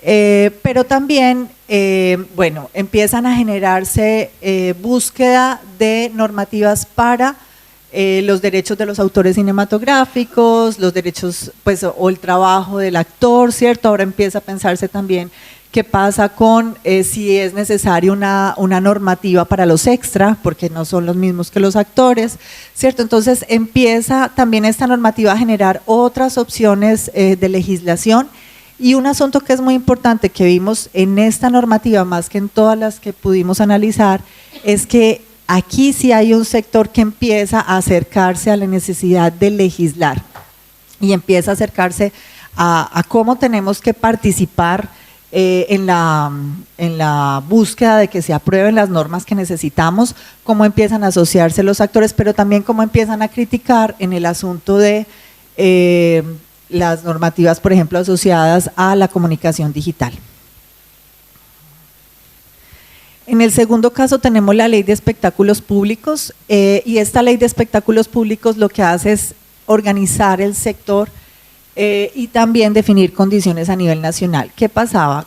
En Colombia era muy difícil la generación de espectáculos públicos porque cada municipio tenía un requerimiento especial, unos permisos diferentes, un pago de determinadas, determinados o permisos o recursos o entrega de boletería para determinadas poblaciones.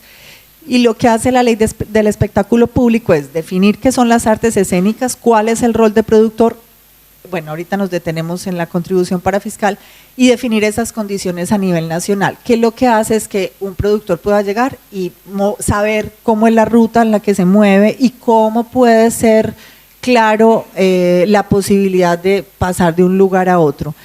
Tiene una contribución para fiscal que se paga por boletería, que en términos, pues también ha sido criticada, es porque esa contribución para fiscal no sale de la cadena, sino que sale precisamente del público.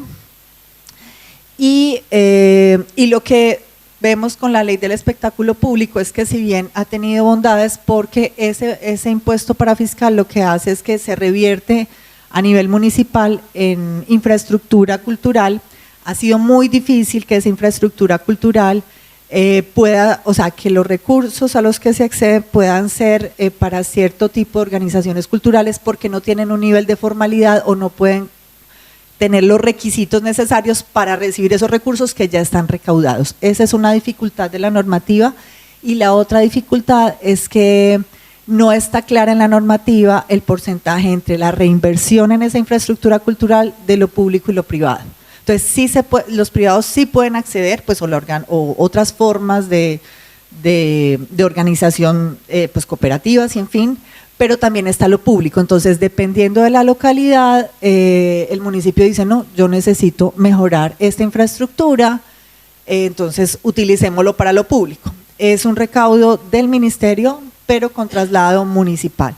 La otra dificultad que tenemos es que en las grandes ciudades hay importantes eventos con boletería costosa, que son los que implican esos recaudos, mientras las pequeñas municipalidades tienen espectáculos gratuitos, o sea que no se van a ver beneficiadas de este tipo de norma. Y finalmente tenemos la Ley de Economía Naranja. Creo que aquí ya ha estado mencionada, creo que ha sido también muy conocida, pues, en América Latina, muy polémica además.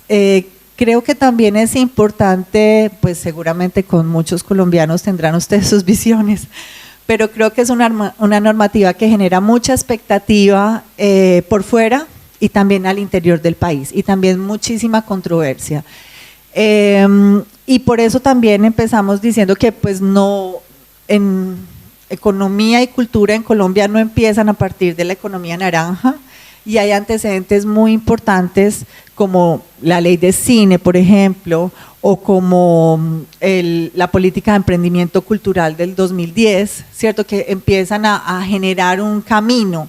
Tal vez ese camino no era tan de choque como la llegada de la política de economía naranja, y justamente esa es parte de la dificultad, porque es una normativa que de entrada genera otra cantidad de normativas que aprovecha muchas veces ya procesos que tenía, pero desconoce otras necesidades que se tienen en el sector. Entonces sí, reconoce el sector como generador de empleo, motor de desarrollo por la capacidad de fomentar la identidad del tejido social y de equidad. El discurso de la normativa frente a economía naranja es que justamente iba a generar identidad y equidad, sobre todo en los territorios. Es más desde el discurso y no tanto desde las posibilidades territoriales que se posibilitaba. Ahí se pensó en acciones de formación, financiación e incentivos. Es importante saber también que antes de la ley de economía naranja había mesas técnicas entre Ministerio de Cultura y Ministerio de Comercio Exterior. Y como lo mencionaban ahorita, pues también hubo una convocatoria a ministerios en ese comité ampliado de economía naranja, pero que cuesta ponerlo a rodar, ¿cierto? Porque también hay diferentes visiones y diría yo una concepción lejana en algunas ocasiones a las dinámicas propias del sector cultural.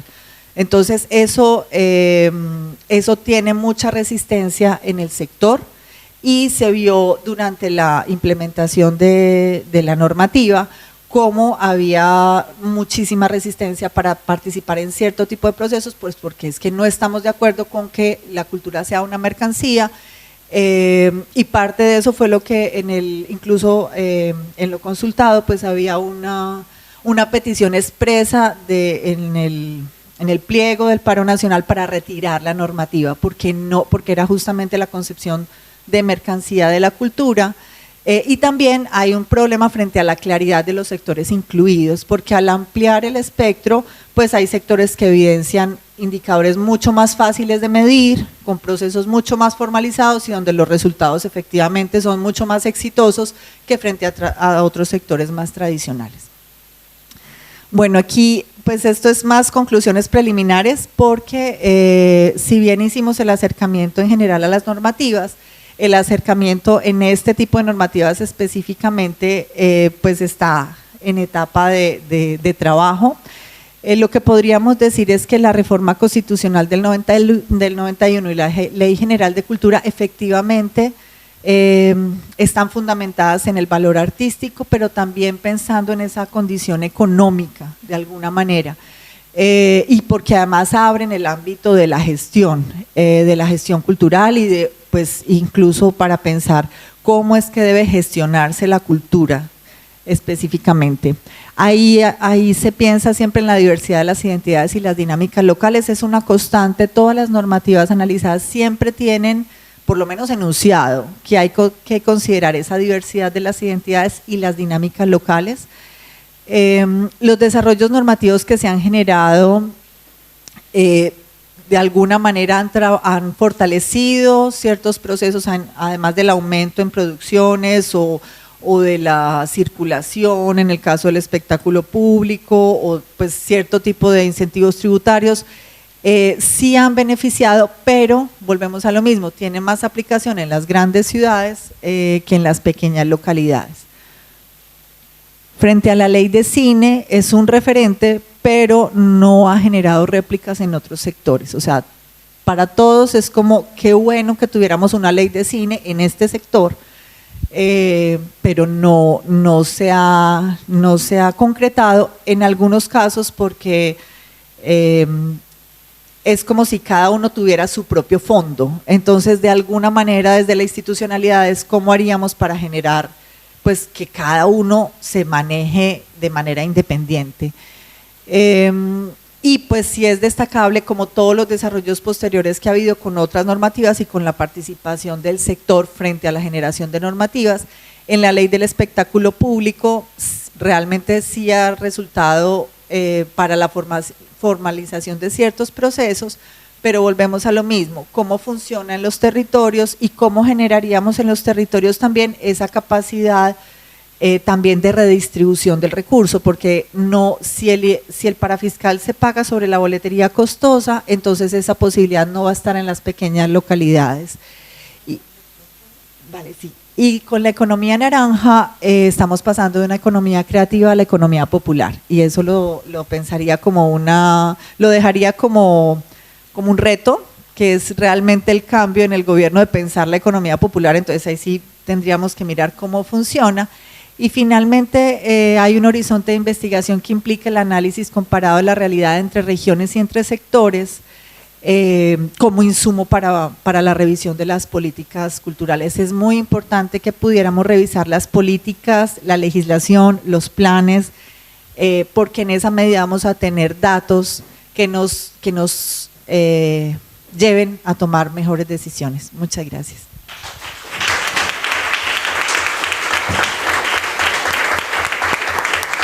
Muchas gracias, Sandra, y con eso cerramos la etapa de las presentaciones y abrimos una que sin duda es mucho más divertida y provechosa, que es la de las preguntas, ¿no? Para esto tenemos ya algunas preguntas que han ido llegando y voy a ser honesta, tenemos 20 minutos para abordar todas estas preguntas, por lo cual voy a ir leyéndolas y les voy a dar un tiempo para que puedan ir respondiéndolas. Les pido que las respuestas sean breves e inspiradoras para que detonen una conversación también de trabajo en red afuera de esta sala. Comienzo por el primer grupo, si les parece bien, por Cecilia, Ana y Matías. Llegaron aquí algunas dudas. Les voy a leer todo lo que llegó para que ustedes puedan ir de alguna manera dividiéndose cómo ir respondiéndolas.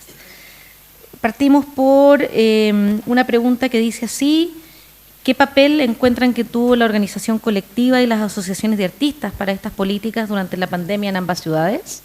¿Qué rol pueden identificar? Una segunda pregunta dice, en específico para Matías.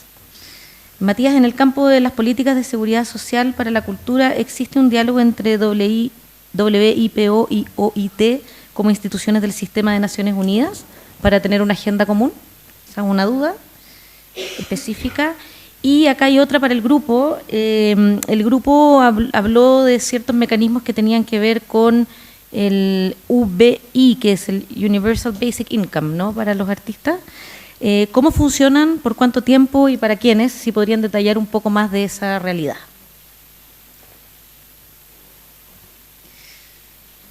Y tienen como 3 minutos para responder todas esas preguntas. Hola, sí, bueno, arranco brevemente con la primera pregunta sobre el rol de las organizaciones de artistas en ambas ciudades. Como les contábamos antes, nuestro trabajo de campo se concentró en experiencias en individuos, digamos, no en organizaciones. Sí teníamos como pregunta si participaban o pertenecían a sindicatos colectivos o habían tenido participación en activismo virtual, digamos, durante la pandemia. Sorprendentemente, el número de artistas que pertenecían a sindicatos fue bajísimo. Sí, participación de activismo online encontramos en ambas ciudades. Sí usamos estas fotos de protestas en ambas ciudades para los focus groups y hubo discusiones, argumentos, pero no es algo que hayamos estudiado en relación a lo que fue la producción de datos. Nos concentramos en esos 73 artistas, tanto en las entrevistas como en los focus groups. Sí creemos que tienen un rol importantísimo, sobre todo en lo que es la formulación de políticas post-pandemia, y por eso es que los invitamos en ambas ciudades a los policy workshops que organizamos. Colectivos, sindicatos, gobierno municipal, artistas, estudiantes, investigadores, profesores. Tratamos de que fueran espacios de discusión lo más variados posibles en ambas ciudades. En el caso de Londres fue interesante y preocupante porque justo Goldsmiths, que es la universidad que obtuvo el financiamiento, que me olvidé de decirlo, fue a través de la British Academy. hicimos un partnership con la Universidad de Buenos Aires. Justo Goldsmiths estaba pasando por un momento complicado con paros docentes, había un boicot que estaba organizando la University College Union contra Goldsmiths, bueno, otra historia, digamos, pero tenía que ver con una reestructuración que está llevándose a cabo aún hoy. Entonces, por ejemplo, Equity, que es uno de los principales sindicatos de artes escénicas en Inglaterra, apoyaban la investigación, pero no quisieron venir a participar del Policy Workshop. Un ejemplo simplemente de las complejidades de hacer investigación a veces, que están obviamente enmarcadas en contextos políticos también. ¿Querés hablar de lo de Buenos Aires? Bueno, como señalaba Cecilia, nosotros no estudiamos a las redes de artistas, pero sí lo que percibimos es que había varias encuestas dando vueltas que organizaban las asociaciones de artistas, tanto en el caso del teatro como de la música. Después había una de artistas del Mercosur, había como muchas encuestas como para ver esto que señalábamos antes de la necesidad de tener datos. Los mismos artistas percibían la necesidad de tener datos del alcance del impacto de la pandemia. Y en algunos casos había conclusiones y en otros esas encuestas quedaron ahí suspendidas en el mundo virtual.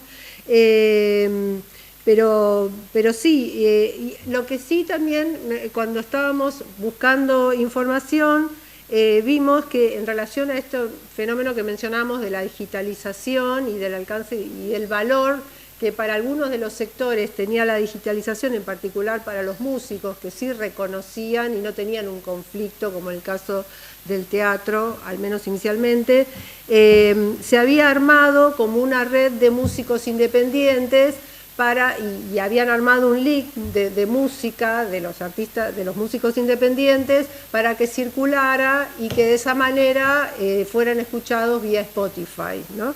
Y había notas en la prensa sobre esa cuestión, porque habían detectado que sí, digamos, un tema que hasta ahora no estaba tan presente, que si se escuchaba muchas veces esa música, ellos podían cobrar. O sea, estaba problematizándose la cuestión de la economía digital en relación con la música independiente. Eso fue un tema interesante. Pero que eso fue como una derivación que no estaba planteada inicialmente en la investigación, pero vimos que estaba ocurriendo eso. Para contestar las dos preguntas brevemente, respecto a la colaboración interagencias de lo que mencionaban de la OMPI o WIPO, OMPI en español, y la OIT, creo que hay agendas que tendrían eventualmente puntos en común, pero creo que en la práctica cada agencia de las Naciones Unidas como que tiene su desarrollo y su público objetivo. En el caso de la OIT hay programas en relación al trabajo precario, pero desconozco si es que están targeteados o enfocados a temas de trabajadores culturales como tal. En el caso de la OMPI, claro. Perfecto. Entonces, pero el punto es que en la OMPI, por ejemplo, el desarrollo de la precariedad del trabajador cultural o de los creativos, por así decirlo, va más ligado en la entrega de capacidades y de conocimiento respecto al valor que tengan sus creaciones en torno a derecho de autor, propiedad intelectual. Incluso ahora se lanzó la semana pasada una plataforma que se llama Clip, o sea, si la buscan, Clip Platform. Es una plataforma, una aplicación en donde mediante pequeñas cápsulas informativas se le entrega a los creadores contenidos sobre el potencial valor que puedan tener específicos valores de propiedad intelectual, siendo, por ejemplo, dueño de un estudio de grabación, o siendo un compositor, o siendo un músico, un hired gun, un músico de sesión.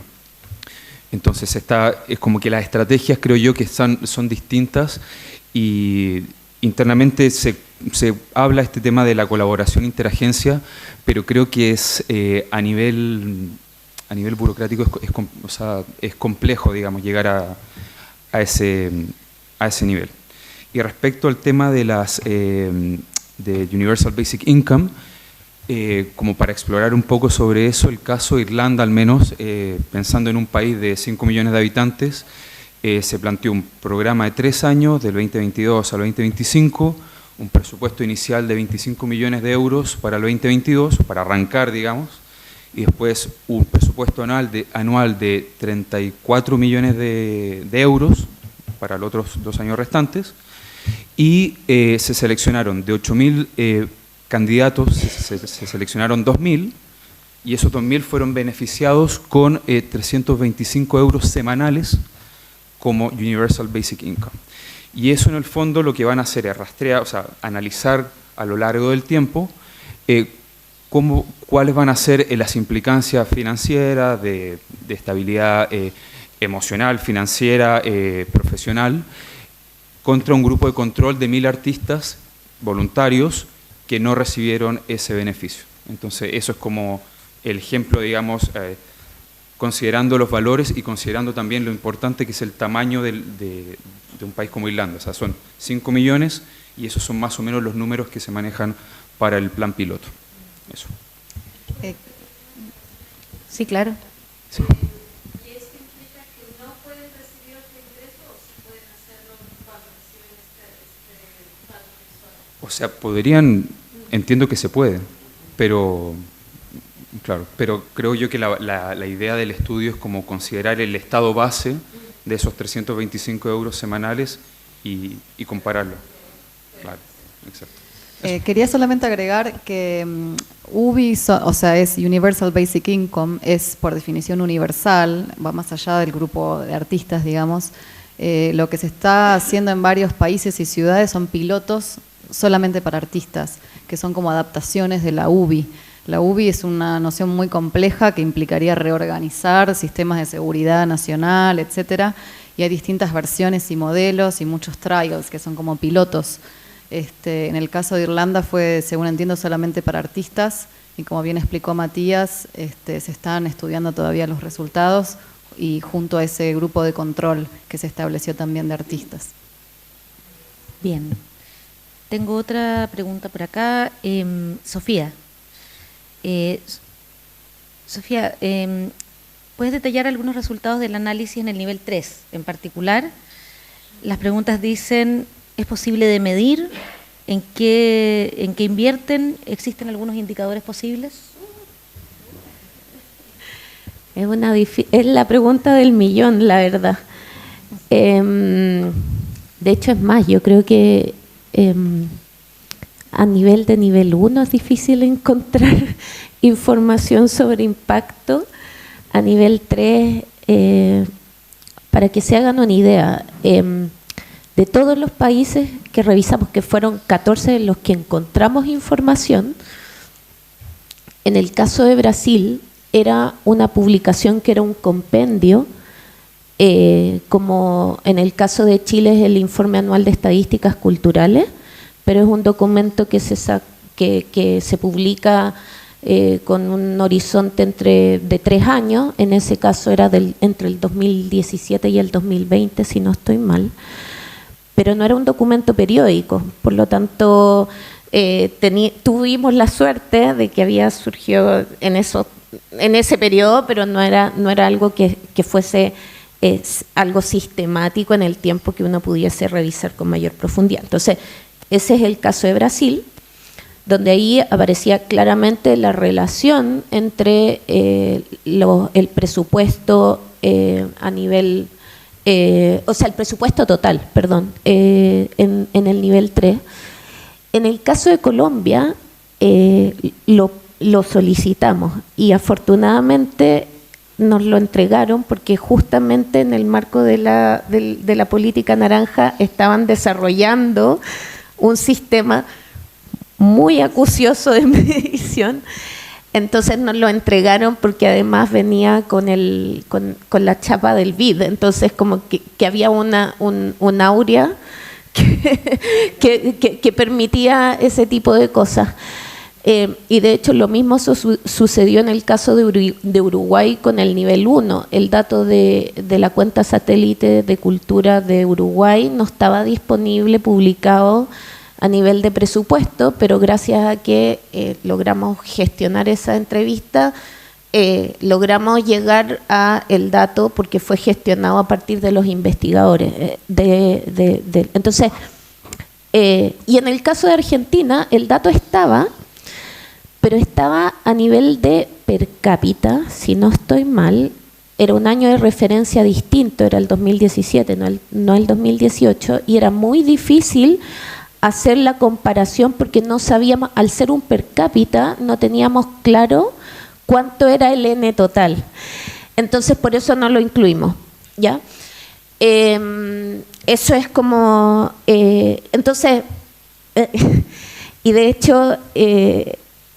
me tocó participar en una mesa con la OSD porque claro, les pareció muy interesante este estudio, pero a nivel para hacer estadística comparada, o sea, el nivel de limitaciones y notas al pie que tiene, en verdad excede cualquier posibilidad de que sea replicable. Y eso habla también del desafío como a nivel latinoamericano, en temas de generación de información y de estadística comparada, o sea, y que no es solamente a nivel de políticas culturales, sino que ya es como de un macro problema, porque básicamente la disposición a invertir, y esto porque es una inversión, hacer estudios es caro, no es un tema que sea fácil.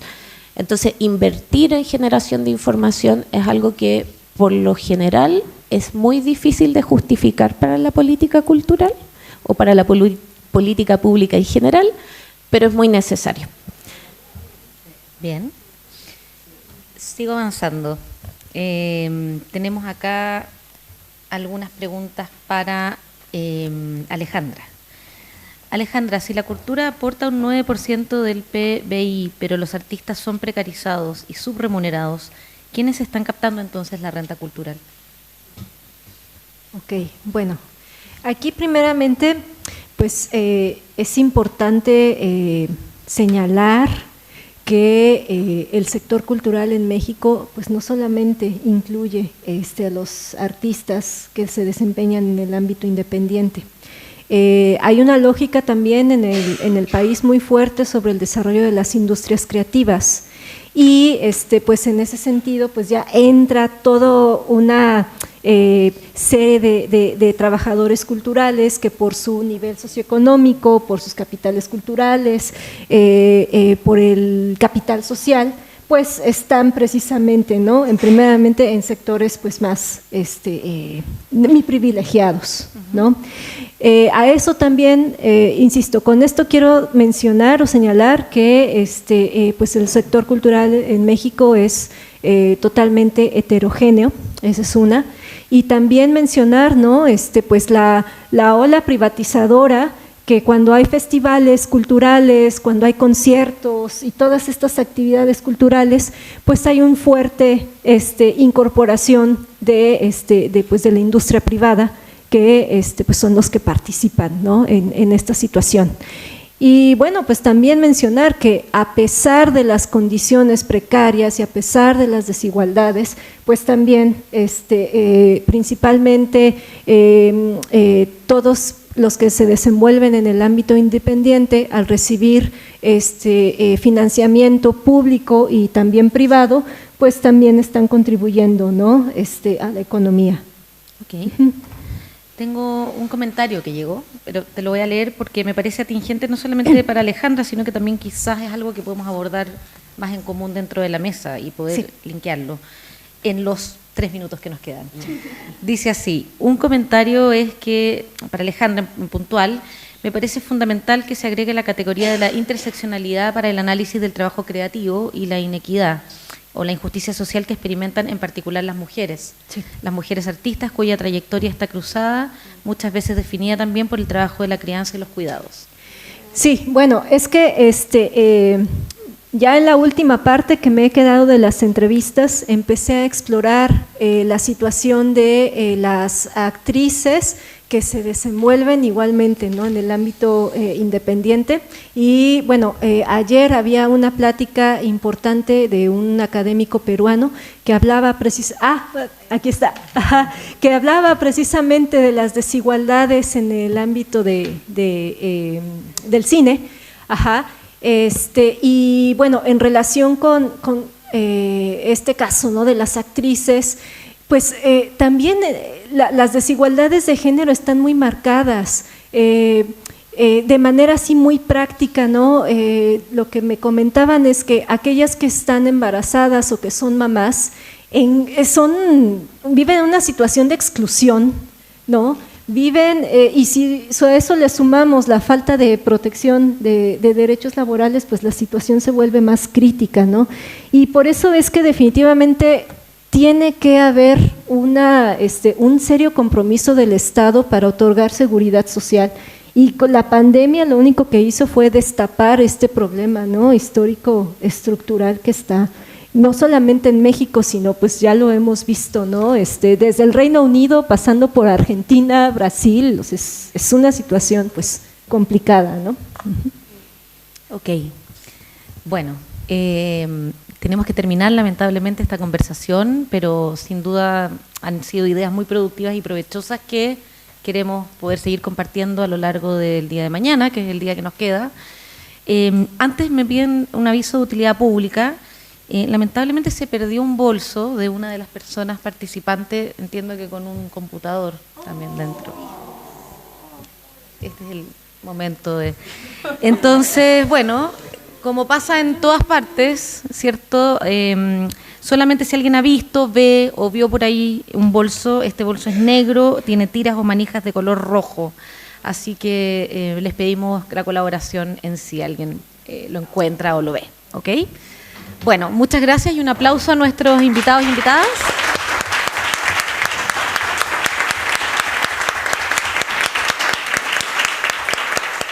Y nos vemos mañana.